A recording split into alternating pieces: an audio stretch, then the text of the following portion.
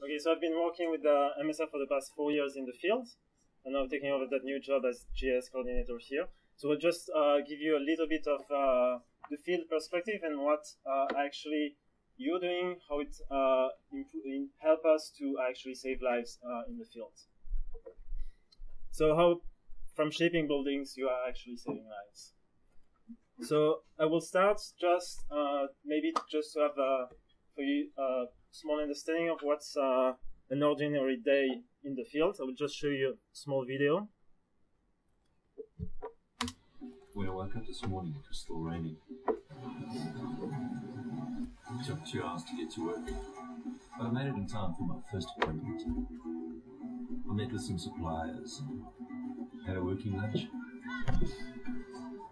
After that, I had to deal with some pretty tough customers, and then I looked in on another branch. This afternoon, I did some weights and still managed to meet some friends for drinks.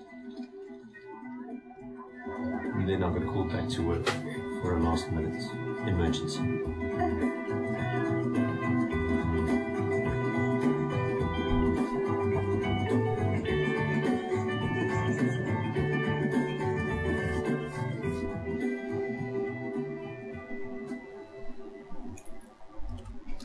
Okay, so there you go. I hope you enjoyed the short movie. So thank you everyone for being here. I think it's very important for you to understand what is your impact in the fields. So what do we do? You can see me in the picture. On the picture, I'm in the car with my smartphone, trying to understand on which road we actually are. Is it actually mapped or not? It can be very confusing sometimes when we are lost in mountains like that. No maps, obviously, difficult to find our directions. And sometimes it's also very difficult to find an alternative road or secondary itinerary when we are blocked in such a situation. So here you can see Baraka, that was a year ago in South Kivu. So that's a huge city, but what you can see here is only basically a road, and that's it. And what you've been, with the work you've been doing, this is how it looks like now. Everything has been mapped from the single roads to every buildings, which help us to understand better what's happening in the city. So how does that help us?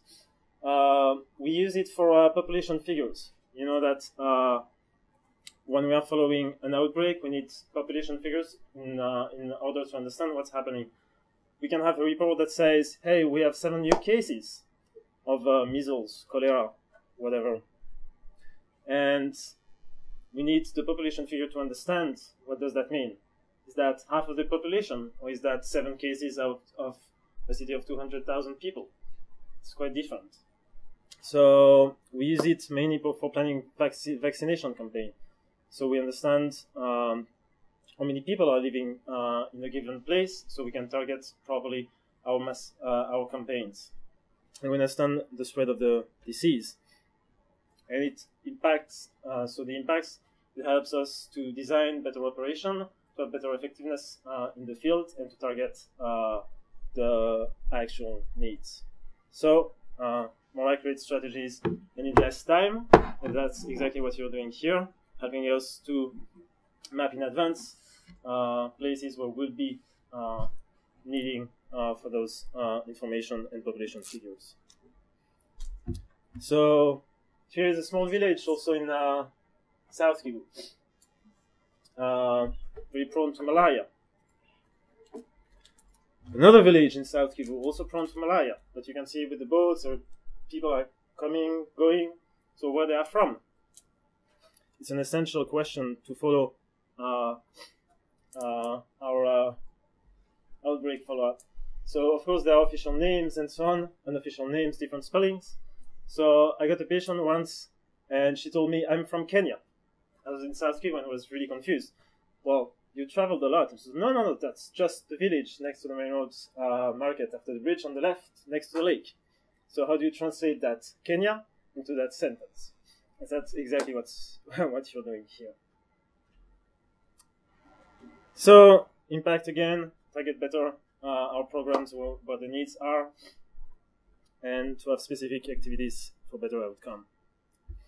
So, again, South Kivu, we're moving in the mountains trying to set up a mobile clinic. And you can see that everyone is having that small parcel on his head. So everyone is part of the team, and you as the mapping team, you're part of that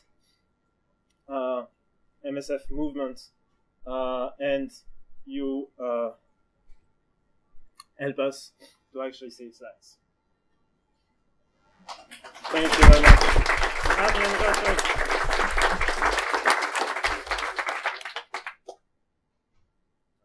You got any questions? Idris will be around all evening, so if you... So, you mentioned you kind of count each household as like around 5 people.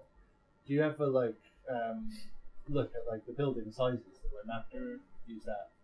Also, it depends. More detail. Yeah, sometimes you can use the space of the buildings, and sometimes we also use surveys in the fields to see how many peoples per average are living in each house. So it changes a lot in between the context, and within South Kivu, for instance, we can have very different figures. So sometimes it's only 3, sometimes it's 5, sometimes it's 9. It really depends.